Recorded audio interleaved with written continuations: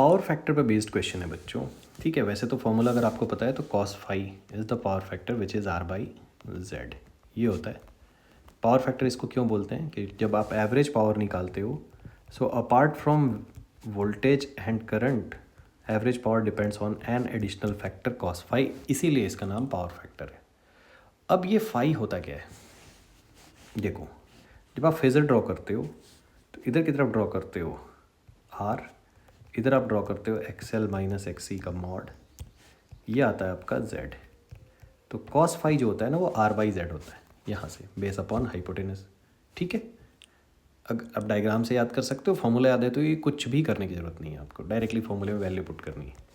अब जेड की जो वैल्यू होती है वो होती है root over R square plus total impedance है ये नेट इम्पिडेंस सर्किट का एक्सएल माइनस एक्सी का whole square. So for that आपको पहले निकालना पड़ेगा एक्सएल एंड एक्सी।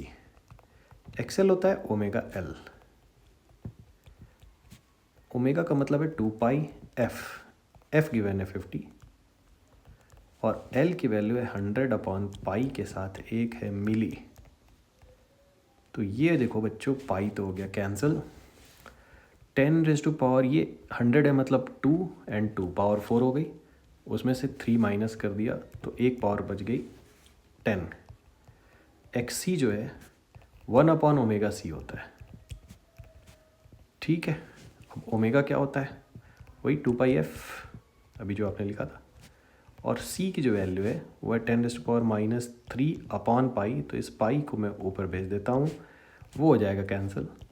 ये क्या है बच्चों 10 रेज टू पावर 2 है, इसके साथ माइनस 3 के साथ ये -1 हुआ, ऊपर जाके पावर 10 हो गई। तो ये 10 है और ये 10 है, तो इसका मतलब ये रेजोनेंस केस हो गया, तो उसमें तो वैसे भी पावर फैक्टर 1 होता है। और जिनको नहीं दिख रहा है कोई बात नहीं है, इस फॉर्मूले में उठा के यहाँ पुट करो जहाँ आप कर रहे थे। आपने लिखा है इसको R root over R square, XL minus XC का स्क्वायर तो 10 माइनस 10 का स्क्वायर हो गया, तो इसका मतलब ये आर बाई आर आ गया, आर बाई आर का मतलब 1 हो गया। तो power factor of the circuit must be 1 and that is your answer.